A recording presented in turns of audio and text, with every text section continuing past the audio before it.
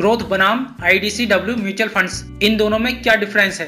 AMFI के आंकड़ों के मुताबिक भारत के म्यूचुअल फंड इंडस्ट्री के एसेट अंडर मैनेजमेंट में तेजी से वृद्धि हुई है। ये डेटा दिखाता है जहां 31 जुलाई 2013 को म्यूचुअल फंड इंडस्ट्री सिर्फ 7.61 ट्रिलियन रुपए का था, वहीं 31 जुलाई 2023 में 46.38 ट्रिलियन रुपए तक पहुंच गया है। मतलब एक दशक में 6 गुना वृद्धि। इतना ही नहीं, ये 10 साल ये भी बताता है कि म्यूचुअल फंड मार्केट के प्रति लोग अब कैसे जागरूक हो गए हैं। लेकिन जब म्यूचुअल फंड चूज करने की बारी आती है तो आम इन्वेस्टर को अभी भी मुख्य रूप से 2 कैटेगरी ही पता है, इक्विटी और डेट म्यूचुअल फंड्स। लेकिन क्या आपको पता है कि हर कैटेगरी के अंदर इन्वेस्टर्स के लिए कुछ और भी ऑप्शन होते हैं? इनमें से कुछ हैं IDCW और ग्रोथ ऑप्शन। चलिए इस वीडियो में हम डिटेल में बताते हैं कि क्या है ये दोनों और कैसे इनको चूज किया जाए। म्यूचुअल फंड में IDCW यानी इनकम डिस्ट्रीब्यूशन कम कैपिटल विड्रॉवल और ग्रोथ दोनों ही 2 अलग तरीके हैं इन्वेस्टमेंट और रिटर्न्स को मैनेज करने के लिए, और दोनों के ही अपने फायदे और कंसिडरेशन हैं।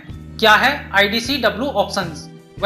ये ऐसा डिविडेंड ऑप्शन है जिससे लोग अपने इन्वेस्टमेंट से पीरियोडिक इनकम ले सकते हैं। इस ऑप्शन में म्यूचुअल फंड से समय समय पर अर्जित आय और पूंजीगत लाभ से एक भाग इन्वेस्टर को डिविडेंड के रूप में दिया जाता है। यह डिविडेंड पे आउट या तो क्वार्टरली होता है या हाफ ईयरली या एनुअली होता है, और ऐसे ही इन्वेस्टर्स को इनकम का एक रिलायबल सोर्स नियमित रूप से भी मिलता है। इसका सबसे महत्वपूर्ण लाभ यह है कि ये ऑप्शन इन्वेस्टर्स को समय समय पर पे आउट्स का एश्योरेंस देता है। इसलिए जो लोग स्टेडी इनकम सोर्स की तलाश में रहते हैं उनके लिए ये ऑप्शन काफी अट्रैक्टिव रहता है।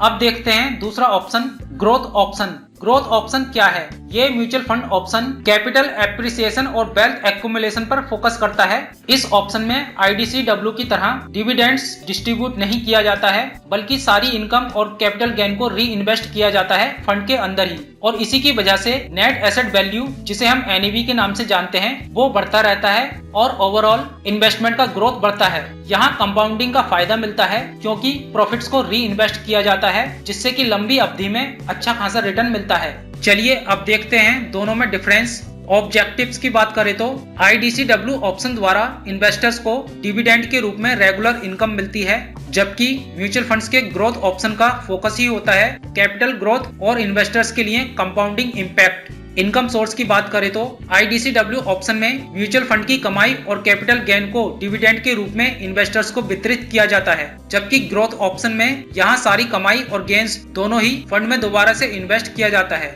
NAV की बात करें तो IDCW ऑप्शन के फंड का NAV सामान्य रूप से कम होता है, खासकर ग्रोथ ऑप्शन के फंड के मुकाबले, क्योंकि डिविडेंड पे आउट्स के बाद NAV घट सकता है, जबकि ग्रोथ ऑप्शन के फंड का NAV समय के साथ ग्रो करता है क्योंकि कमाई और लाभ को फंड में दोबारा इन्वेस्ट किया जाता है। टैक्सेशन की बात करें तो IDCW ऑप्शन में डिक्लेयर किए गए डिविडेंड्स जब इन्वेस्टर्स को दिया जाता है तब ये टैक्स लायबल हो जाता है, जबकि ग्रोथ ऑप्शन में टैक्स तब लगता है जब यूनिट्स को रिडीम किया जाता है और ये कैपिटल गेन के रूप में होता है। टारगेट इन्वेस्टर्स की बात करें तो IDCW ऑप्शन में ये म्यूचुअल फंड्स का ऑप्शन उन इन्वेस्टर्स के लिए आइडियल है जो अपने इन्वेस्टमेंट से समय समय पर रेगुलर इनकम चाहते हैं, जबकि ग्रोथ ऑप्शन में ये उन इन्वेस्टर्स के लिए सबसे अच्छा है जो लॉन्ग टर्म्स गेन्स देख रहे हैं और जिन्हें वेल्थ एक्युमुलेशन करना है। रिस्क एंड रिटर्न्स की बात करें तो IDCW ऑप्शन में यहाँ डिविडेंड्स के रूप में नियमित रूप से कमाई वितरित की जाती है, इसलिए यहाँ रिटर्न्स और वोलाटिलिटी दोनों ही कम होती है, जबकि ग्रोथ में कंपाउंडिंग इफेक्ट की वजह से ग्रोथ ऑप्शन में अच्छे रिटर्न्स की संभावना ज्यादा होती है।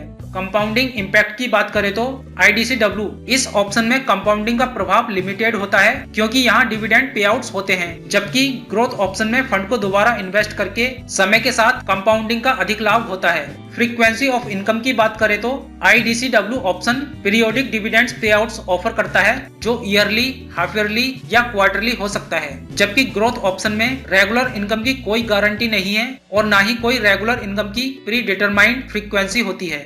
अब आप सोच रहे होंगे क्या मैं IDCW में इन्वेस्ट करूं या फिर ग्रोथ में इन्वेस्ट करूं? IDCW और ग्रोथ ऑप्शन में डिसाइड करते समय इन्वेस्टर्स को अपने फाइनेंशियल गोल्स, रिस्क टॉलरेंस और प्रेफरेंसेस को ध्यान में रखना चाहिए।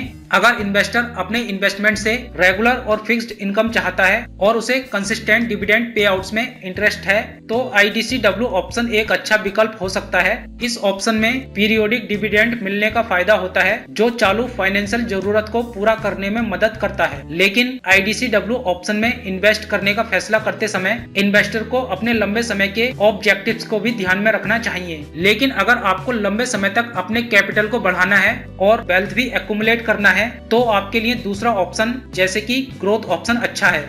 अब एक और सवाल आता है, क्या IDCW से ग्रोथ ऑप्शन में स्विच करना पॉसिबल है?